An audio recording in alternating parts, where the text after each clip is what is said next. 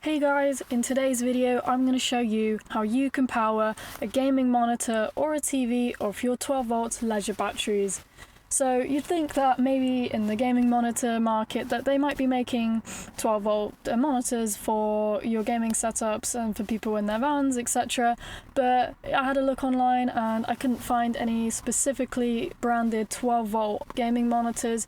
I found some TVs, but the TVs, they were very expensive because they're marketed for camper vans and they are not very good quality. So I bought a gaming monitor and I did some research, and it turns out that gaming monitors and a lot of TVs, they actually require an input between 12 and 19 volts. That means that little plug that you get with it, there's sometimes like a brick on it or sometimes there isn't, and what it does is it takes the mains voltage for the plug that's getting input from the socket, and then it's converting it to its 19 volts or its 12 volts or whatever it is that it requires.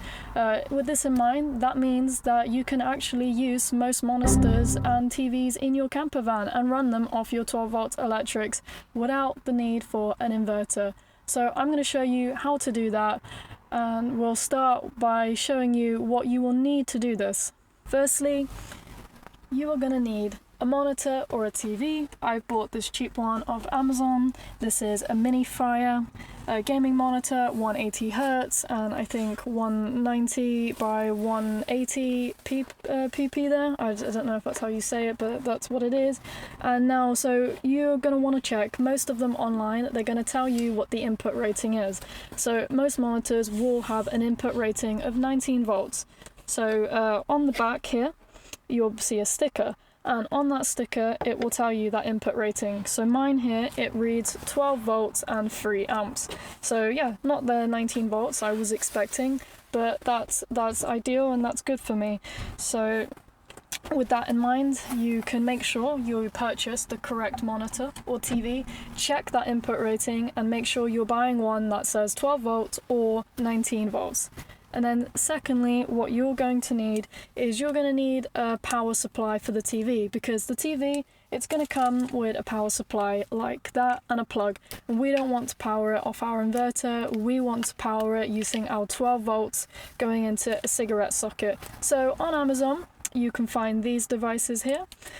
This input here is the same for my monitor, and the measurements for that, for my monitor, I think most of them will be the same, but you should double check. That is 5.5 millimeters times by 2.1, and that fits in the back of my monitor. And now, because my monitor's input is just 12 volts, there's no regulator needed, so I can just use this normal cable and plug that in my cigarette socket. If you've got a 19 volt monitor, you're going to have to look online for something called a car laptop charger. What they do is they again plug into the cigarette socket, and then they turn the 12 volts from that into 19 volts, and then they'll have a jack like that that plugs into your monitor. So yeah, the two things to buy: the correct monitor, which is either 12 volts or 19 volts, and the power supply, which is the correct voltage output for the monitor or TV you have purchased. Lastly, you will need obviously a cigarette socket to plug it into. I'm going to be plugging mine into the back of my rocker panel. So what we're going to do is we're going to take our power supply that we've bought, that's the correct voltage for the TV or the monitor. We're going to plug it in to our TV, and then we're going to plug this into our cigarette socket that we want to power our TV or monitor from. Just to let you know that my cigarette socket, I've only got one of these in my van, so I bought this splitter thing that allows me to keep my fridge plugged in when I need it and to keep my monitor in. Right now it's cold enough that my fridge does not need to be plugged in. So let's plug that in. So it's plugged in now. Let's flick the switch. As you can see, my monitor is on right now because we've supplied the correct voltage. So I'm going to hook up my laptop and we're going to show you the laptop screen on the monitor. And so I've just gone and opened up DaVinci Resolve here, and I'm going to show you the monitor.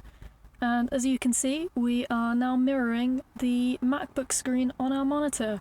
And this has been powered off our 12 volt electrics. So I just wanted to summarize everything that we've talked about. So in the video I showed you how to power a gaming monitor or a TV using your 12 volt electrics in your camper van.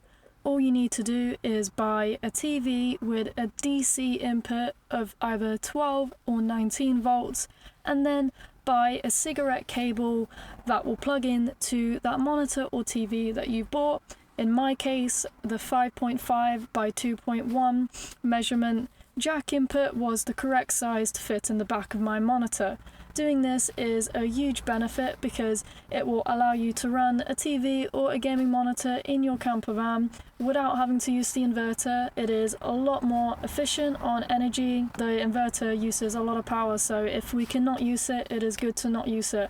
It's also good because they don't make gaming monitors with 12 volt normal supply, but because they are technically already 12 volts input, there is a nice little hack to make them work in your campervan. Anyway, I hope this tutorial helped you. If it did, please don't forget to leave a like, comment and subscribe. You can check out my social links in the description of this video. I've also got a gaming channel where I hope I'll be posting videos that I make from recording gameplay on my Xbox in my campervan. And I'll see you in the next video. Thank you for watching.